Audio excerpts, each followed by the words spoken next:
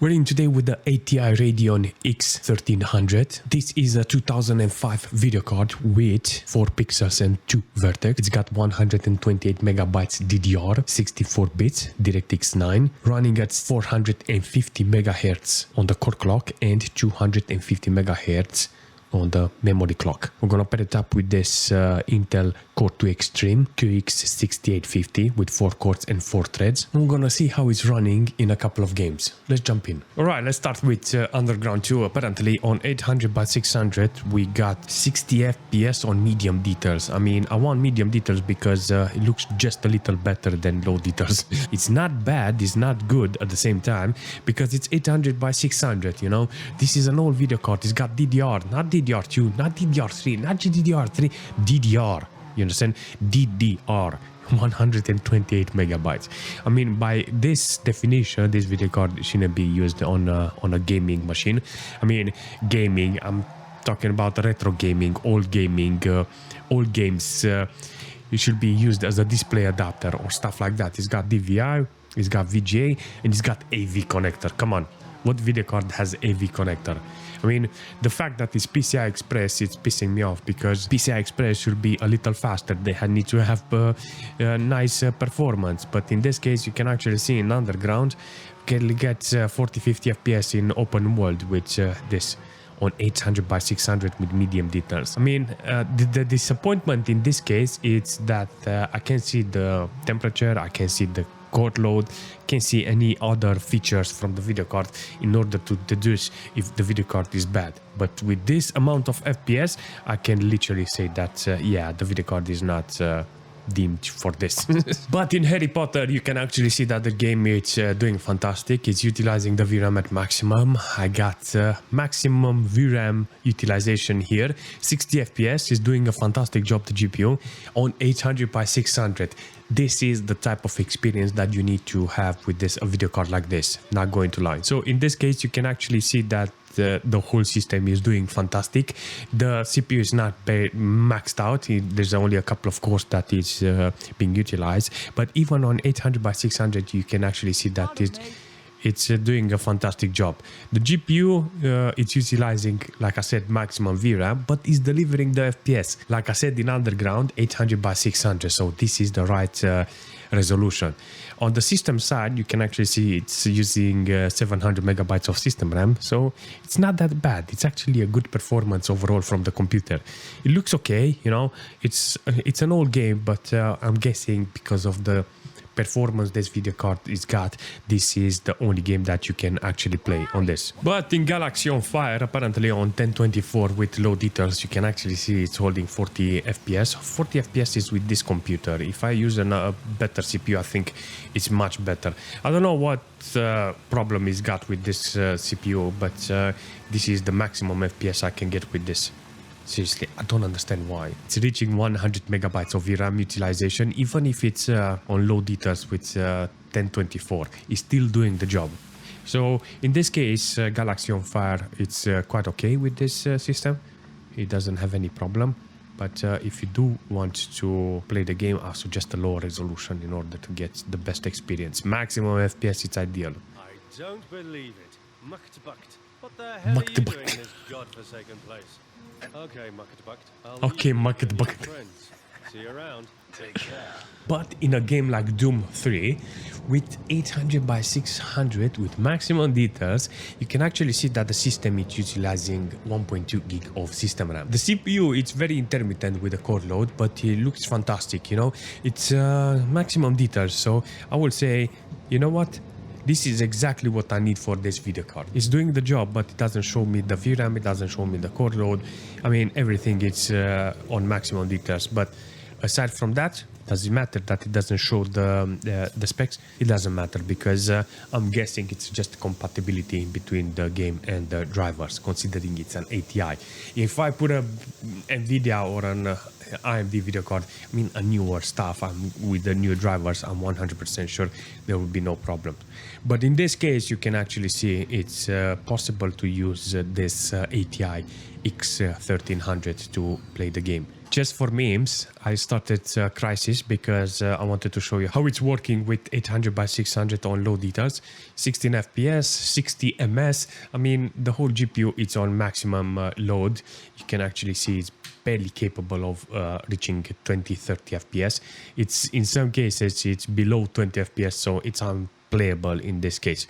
The system is got what, 1.2 gig of system RAM being utilized with nearly 1.4. I will say this is a very utilized GPU in this case. Oh, I actually thought it would be blue screen because majority of the games with this video card is crashing, or the system or the video card. But in the case you can actually see it's on maximum. You know, it's not very ideal to play Crysis with this video card. I mean, maybe underwater. Oh my god, it's glitching. The water is glitchy. Subnautica. Imagine having a DirectX 9 Subnautica game.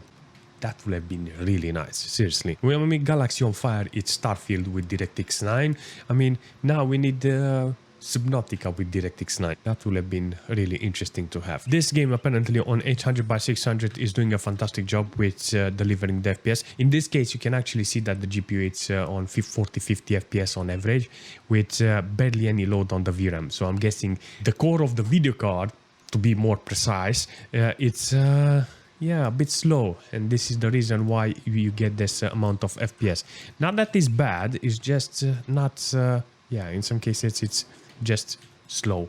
So I will say overall I like how it's working here. It's only 800 by 600 with every effect disabled. So if you want better FPS, I'm guessing this will be the base of the game. But on 800 by 600 with low details in Gtr Evolution, you can actually play the game with this video card. I'm actually surprised how it's working because I'm not gonna lie, it's utilizing the system properly. It's using the VRAM, everything is maxed out in this case, and you can actually see that the system is doing a fantastic job on actually delivering this performance in this game. I like how it looks, I like how it runs. I mean, 800 by 600 with low details. This is how I grew up, with low details. I never had high details. Imagine putting this 1080p on maximum details in 2005. Imagine, that would have been awesome, seriously. I would have felt like I was king of the world, you know, with that amount of quality. But instead, this is how I grew up. So do I like the system, how it's handling the game? I really love it, seriously. I can't believe it's using 1.6 gig of system RAM. Seriously, look at this. 60 FPS, under 20 ms. I mean, the whole thing, it's very well balanced. I said at the beginning, 800 by 600 will be the resolution for today with this video card. If it's under 20 ms, then that's it. In the car, it's dropping the FPS. Outside, it's utilizing 60 FPS, and in the car, 40. Wow, never knew that. But in Hellgate London with 1024 with everything on low details, I want to see how the GPU is performing because, yeah, even though it's low details, in some cases you get problems. But in this case, you can actually see it's capable of delivering 60 FPS on average. The CPU is doing the job, 1.1 gig of system RAM being utilized here. Only 30% on the CPU, but it stays on 66 degrees and I don't understand why. I forgot.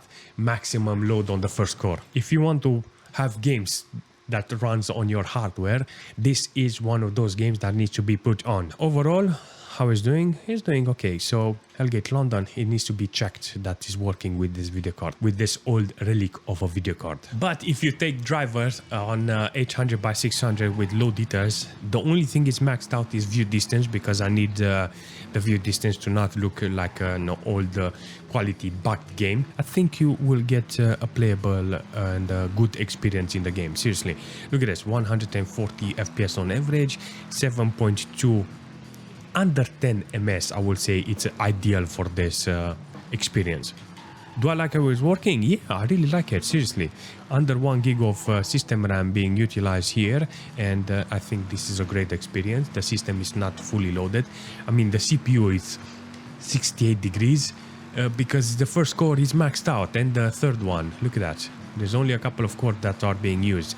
But in overall experience, I will say this is great. But in this game, with 800 by 600 with everything on low details, you can actually see that the game is running on 60 FPS, but I have to put everything on low details in order to get playable FPS, because I think the best resolution will be 640 with low details. But even like this, you can actually see in some cases it's playable because it's got 20 ms on overall. On the system side, there's not lots of load on the CPU.